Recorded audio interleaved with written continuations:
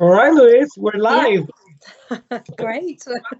Welcome to this episode of Vestibular Talks. I really appreciate you taking the time to chat with me today. Yeah, no, it's great. Thank you for inviting me to be part of your channel. That's great. Thank you. All right, Louise. So I've been following your page for a while and your story, your videos, and I'm very familiar with it. But would you mind telling us a little bit about yourself for the people that are just seeing you for the first time? Yeah, sure. So I'm coming up to my 12-month kind of anniversary of living with vestibular migraines. I became unwell last October in 2018 when I was on holiday. I picked up a bit of a tummy bug Okay. on the last day of my holiday and just had this really horrible, groggy, foggy head kind of feeling that I just couldn't get rid of. And so it kind of never really went away, although my tummy bug thing cleared up after Mhm. 48 hours. And so I kind of went back to work on the Monday morning, still felt really groggy, didn't feel right. Came out with a cold sore on the side of my mouth, and I thought, this is strange, Mhm. just seemed to have come up out of the blue. And then about half an hour being back at my desk, I just all of a sudden my world just started to spin out of control. And ever since then, that day, I've been plagued with persistent vertigo, Mhm.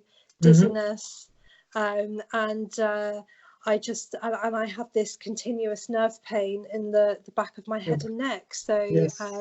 that's kind of how it all started, really. So back then, it felt like it just came completely out of the blue. Mhm. And I was very fortunate that a GP where I worked, a GP was in the office that day, and he came over and he said, "You probably picked up some sort of viral infection. Don't worry about it. Just go home and rest for a few weeks, and I'm sure you'll be fine." But sadly, I just kind of progressively got worse over the next kind of 6 months. And Mhm. yeah, so it's been a kind of it was quite a frightening journey to start off with, which I'm sure a lot of other people will empathize with and relate to, because literally your world's turned upside down and you're experiencing all these very different strange sensations and Yeah. feelings that comes with vertigo. But then I would say over the last kind of 4 months, I've really started to make good progress. So Mhm. that's what I'm really keen of sharing about. And I'm probably posting a lot more now because I really want to kind of share and share my journey through not just the bad times, but the good times when things start to get better. Nice. Most of the focus of this interview is going to be on the progress and the good things Yeah, that have been yeah, happening to you.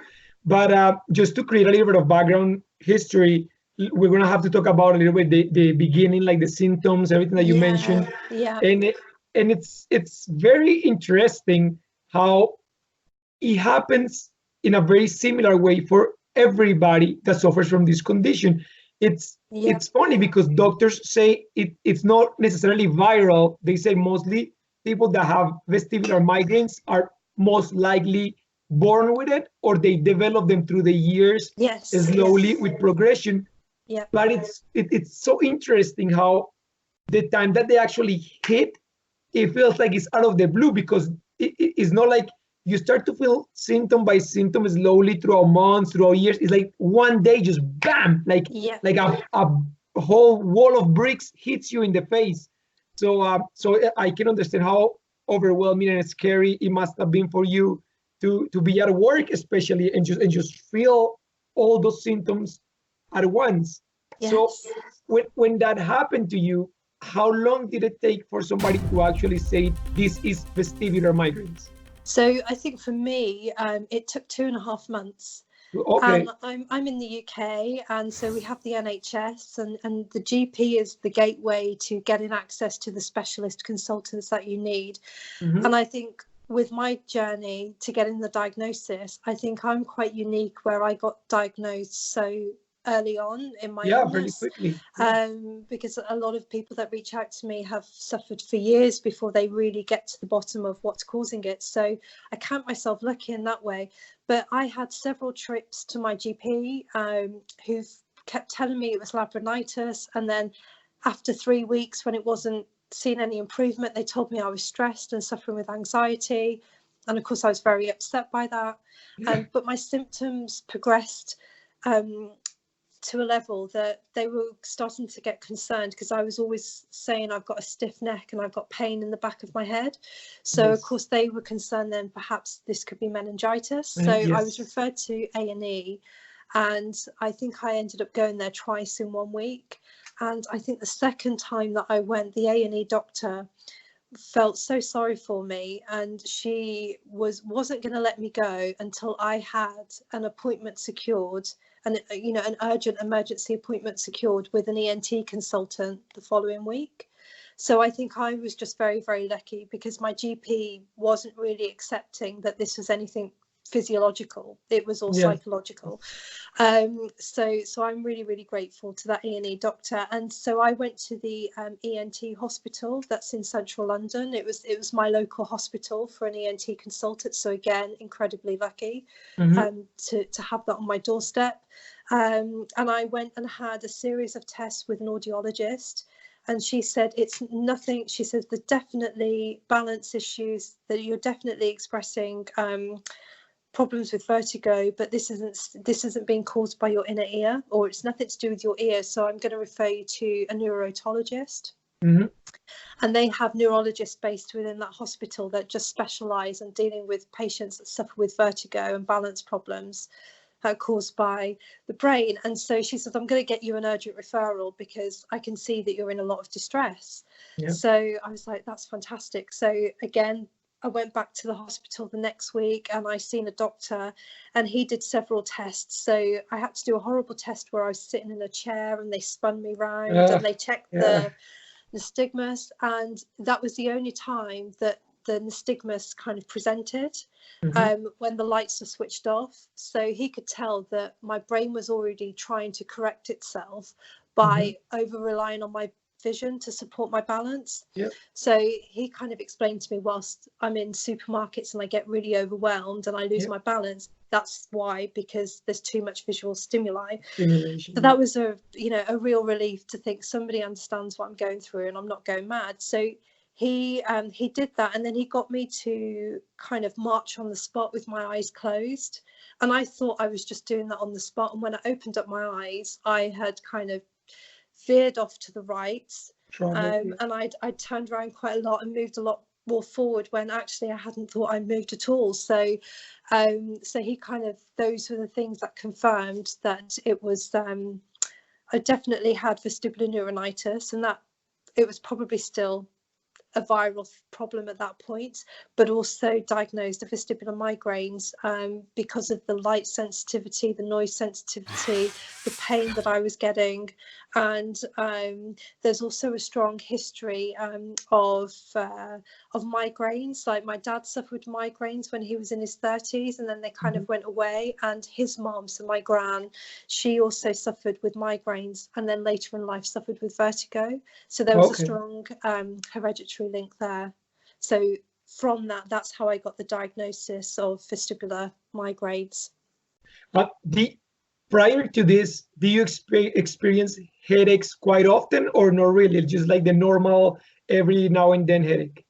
Well, it would be normal headaches every now and then. I would say, looking back, there's probably been maybe 2 or 3 occasions in my life where I've had really, really bad headaches, and it's made me sick, or I've been very sensitive to light.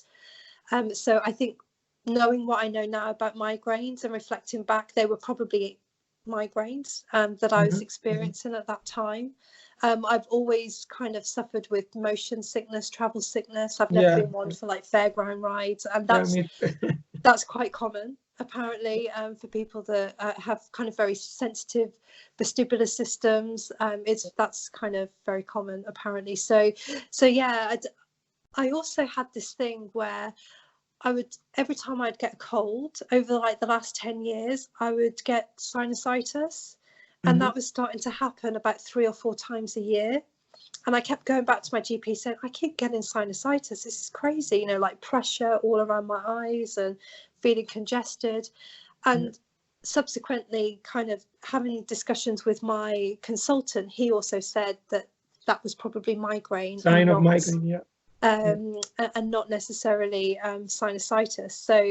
So yeah, it's kind of a bit annoyed at my GPs for kind of discrediting when I try to think, is this normal? Do you think something else is going on? Because it doesn't seem normal to me. But you know, you are the expert, I suppose, in your own health, and maybe I should have pushed more back then. I don't know, but you become your best advocate for sure, because yeah, so a few things that you mentioned that are very important. Number one, it seems I talked to a few people from the UK that suffer from vestibular conditions, yeah, and it seems that the doctors in the UK, at least the specialists, are very on key to diagnose people fairly early in the process, which is good because, like you yes, mentioned, many people go 3, 4, 5 years without getting a proper yeah, diagnosis and proper treatment. So yeah, that's great. It seems like the doctors there are very like on key with diagnosing this.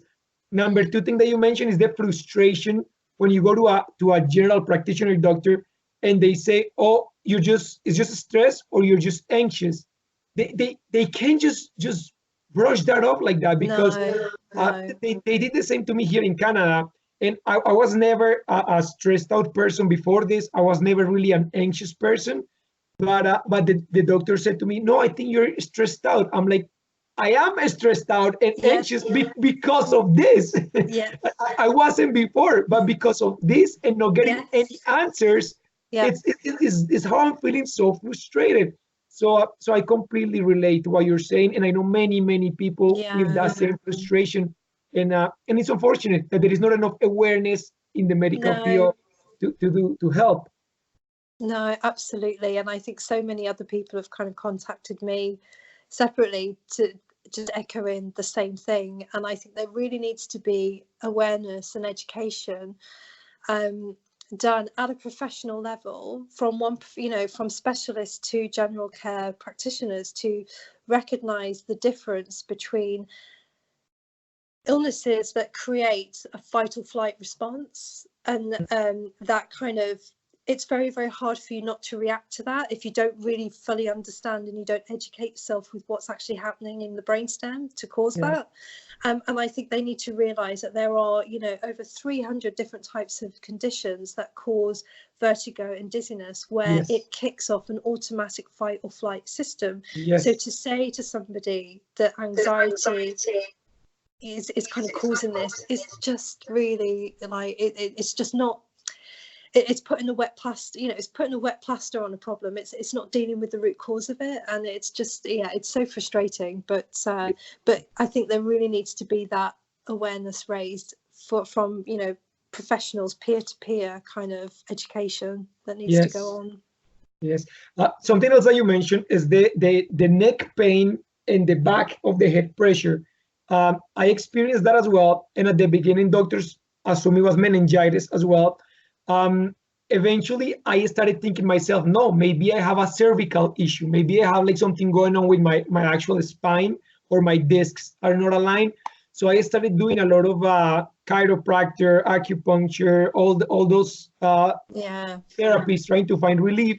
And eventually I realized that it's normal of a migraine to tense up those muscles in the neck and in the back of the head. So many people like you and me that suffer from that exact same symptom, they often feel very overwhelmed, because the doctor might tell them, "No, this is a migraine," and they're like, "No, it's not. I know it's in my neck. I know it's in my neck." yeah, So often it's important for people to understand, yes, migraine doesn't only focus in the head itself. It can travel to your neck, maybe to your lower back as well, because you're tense, you have tension in your neck muscles. yeah. So but I know what you mean, because the pressure that you feel in your neck every day, it's so overwhelming. Like you just feel like it's stiff, like you're carrying a bag of rocks in your back.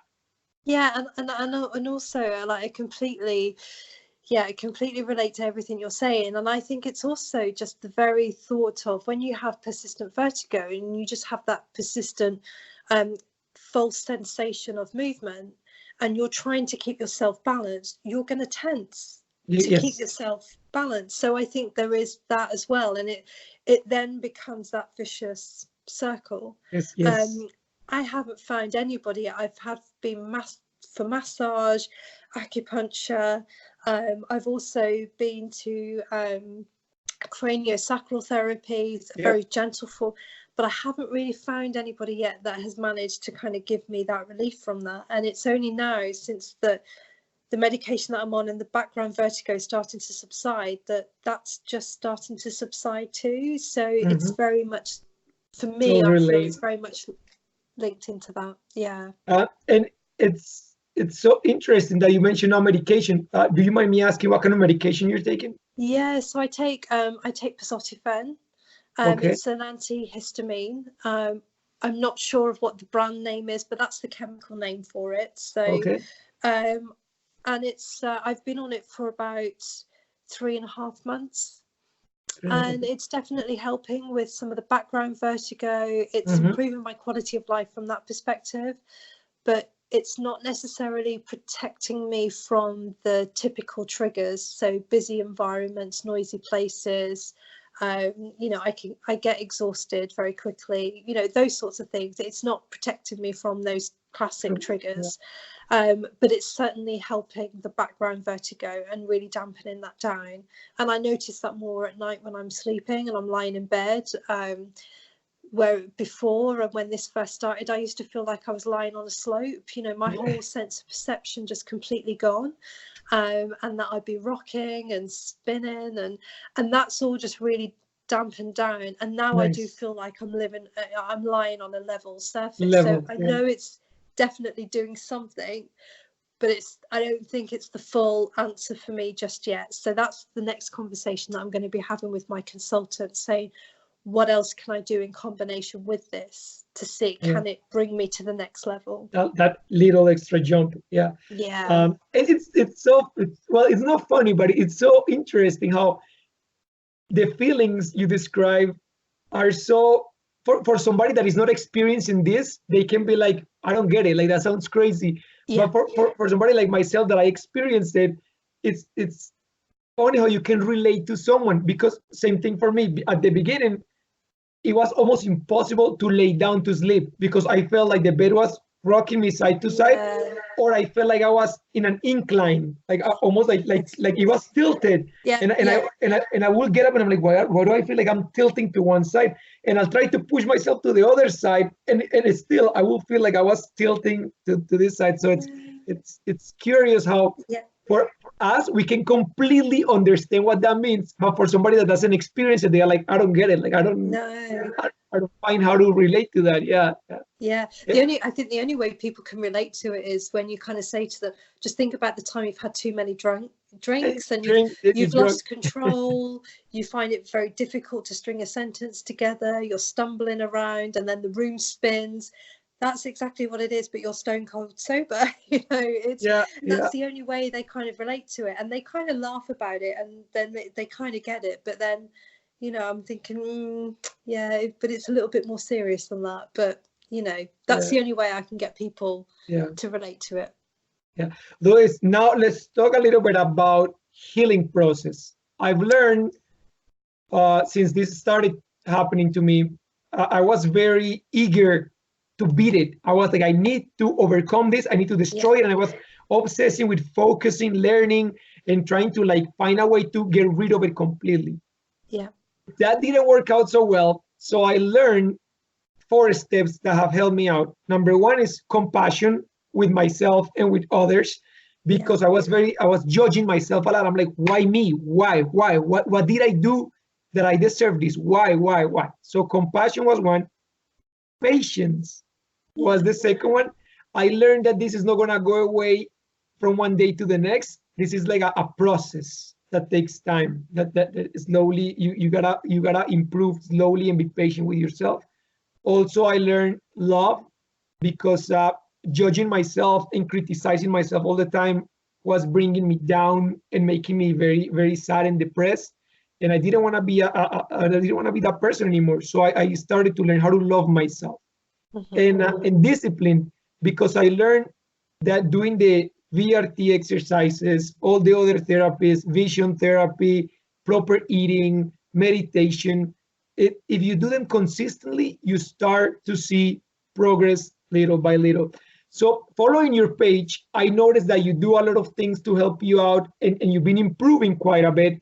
You've gone riding a bicycle, which is fantastic. Like Yeah, so that's great. You also have been blogging. You have your own yeah, blog as well, and you've been now kind of like returning to your regular life of working, being a little bit more upbeat. So can you tell me a little bit more about, besides the medicine, the things that you've learned in this process that have helped you heal to the point where you are right now? I mean, to be honest, I think your 4 points summarized what I would kind of say is really the biggest step for recovery, apart from the medication.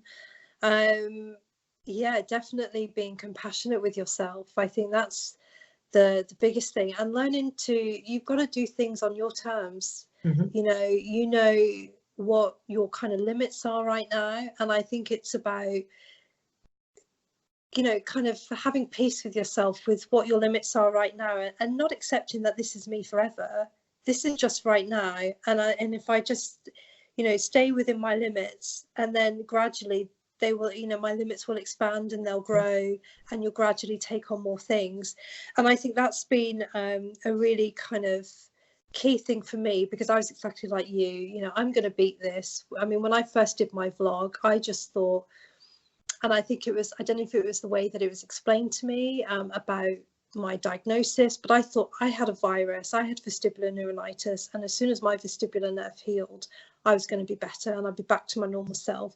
And I didn't really understand the significance of the vestibular migraine kind of diagnosis. And it wasn't until I seen a second consultant a little bit later on down the line, where after 8 months of living through hell and not seeing any progress, and determining that this wasn't going to beat me and I was going to fight this till the bitter end sort of thing, he kind of told me that I need to rest, and I just need to take it easy, and I need to just stop what I'm doing and just rest, and then gradually build things in and keep things on an even keel. Migraines don't like inconsistency. So that thing about being disciplined with your diet, your exercises, you've got to be really disciplined to keep things on an even keel. And he kind of told me the concept that, vestibular migraines is almost like having a wound inside your brainstem. And in the same way that medication and changing your diet and exercises can help put a plaster over the wound, the plaster doesn't heal the wound. It's actually your own body that does, and it does that over time. The plaster just protects that area, so it allows it to heal. Nice. Without it getting worse. And so when he kind of explained that to me, that metaphor, I kind of got it then. And then I kind of accepted that, yeah, I can have a migraine that has kind of literally lasted 8 months or whatever, because, I keep having one episode after, by the time I finish one episode, I'm going right into another one. And so I kind of got it. And I think it's about education, being compassionate with yourself, embracing what you can do now. Don't focus on the things that you can't do. Just embrace what you can do, and just gradually, very, very gradually build up from that. And I think that's my key. And I've developed so much over the last 4 months. And, I hope that continues. I mean, I'm still not at work yet, and I'm gradually trying to build up my activity levels a little bit more so that I can have a gradual return to work at some point in the near future. But I think if I put myself back into work now, I'd probably find that just a bit too stressful, and that would undo the good work that I've done so far. So it's about just recognizing things and doing things on your own terms, and doing what's going to be best for you. Have your limits. Know your boundaries. No, that's good. Something that you made a post the other day that it was very interesting, because it was the picture of the shower. Yes. And many people, the shower becomes something that is so casual for anybody, like, something that people take for granted, just going into the shower. For people like us, it becomes kind of like a challenge. It's a little bit of a like, oh, I have to get into the shower, because how you described it, it's perfect. Like, you feel like the water in the visual stimulation and the sound stimulation and the feeling of the water on you they are all not matching. Like, it's like they are not all aligned with it. So Exactly. how is that now for you? Like, are you able to now like be more confident with it? Yeah, like it kind of it's I feel more confident about doing that, and it's and it's starting to get much better. But when I have very bad episodes and bad days, I do need help, you know, because I Yes. just can't you know, I just don't feel safe, and I just want to prevent any falls from happening. And you know, it's a real way, and it's a really good example to share with people if they're not quite getting just how disabling this is and how debilitating this can be for you. That's my example. And trying to explain the reason why and how the balance system works. So that shower thing just really encapsulates it up for me, and that was how I was trying to explain it to my doctors. And I explained it to my consultant, who said, he says, well, I can tell you exactly why. You hear things, you feel things, you see things, and they're not joining up. And in a very scientific and detailed way, he explained to me why. And I thought, thank goodness I'm not going mad, you know, that there is a real reason for this. You know, why don't more people know about this? Why aren't more people aware of that? The balance is a real sense, just as like your sense of smell, your sight, your Yes. speech, your, you know, your hearing. Your balance is another form of sense, yet people don't recognize it as that.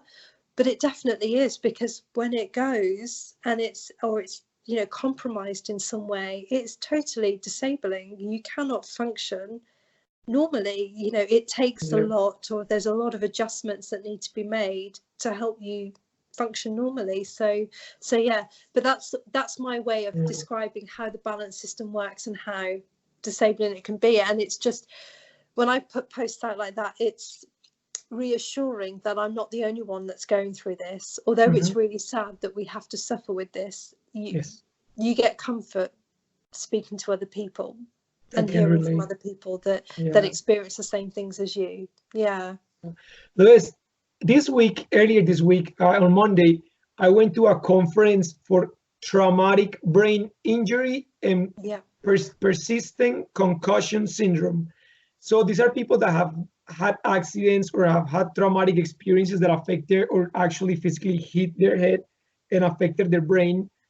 The symptoms that they describe, each individual symptoms matches perfectly each individual symptom that we have with vestibular migraines. Yeah. So there were therapists in this conference, vestibular physiotherapists, chiropractors, actual doctors, ophthalmologists, so many from many different areas. So I asked the question. I said, "It's interesting. How come that these people actually have had physical impact in their head and they experience all these symptoms, but I haven't. I mean, yes, I've had concussions many years ago, but when this triggering me, this vestibular migraine, I didn't hit my head. I was perfectly fine the night before, and then I woke up with this the next morning. So I was trying to ask, how come that the symptoms are the exact same? And one of the doctors said it's because technically what you're experiencing with your vestibular migraines is the exact same as if you would have been hit in the head over and over and over and over again. Yeah. And your brain is now trying to realign all your senses, like your visual, your balance, as you mentioned, your hearing, your perception, trying to make sense of all of this because it's in a state of chaos and it's in a state of like fight, flight, and freeze right now.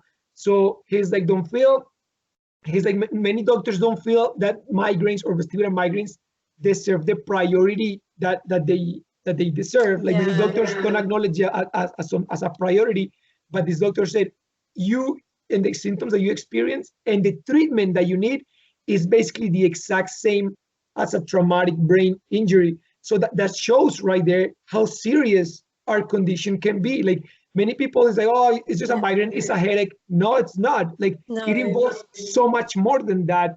And it affects our lives hugely. Like it has such an impact in our daily lives. Yeah, no, completely agree. And I think my vestibular physio that I've seen, several times now. She also referenced it to, it's like having a very mild traumatic brain injury. She said it exactly the same thing to me. And so, you know, she kind of said, because I was kind of getting very stressed about, I don't really know how I can try and communicate this to my colleagues at work, because I did try a return to work January this year, and I lasted about 5 months.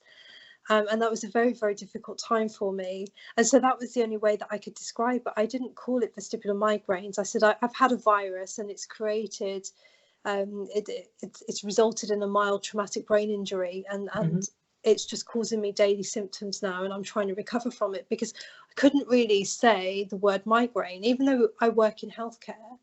People just think that migraine is a headache, and you're absolutely right. And the thing is that I think in this country it's very rare, vestibular migraines, and it's not very well heard of.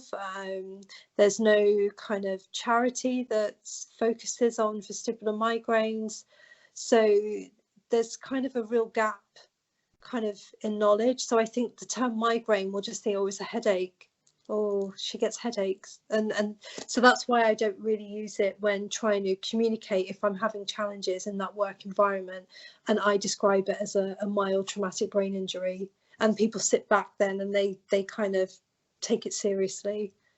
Yeah, and it's very interesting how you mentioned that there is not a charity or even an organization or a foundation that creates awareness about this, other than Vita. Like I haven't, Vita are basically the only ones that are, I mean, all of us try to create awareness, but the only like really organized group, I believe, is them. And it's a shame that there are no more people focusing on this, or even more like bigger communities trying to support Vita to create even more of that little push, so we can feel that validation that what we're experiencing, it's real, right?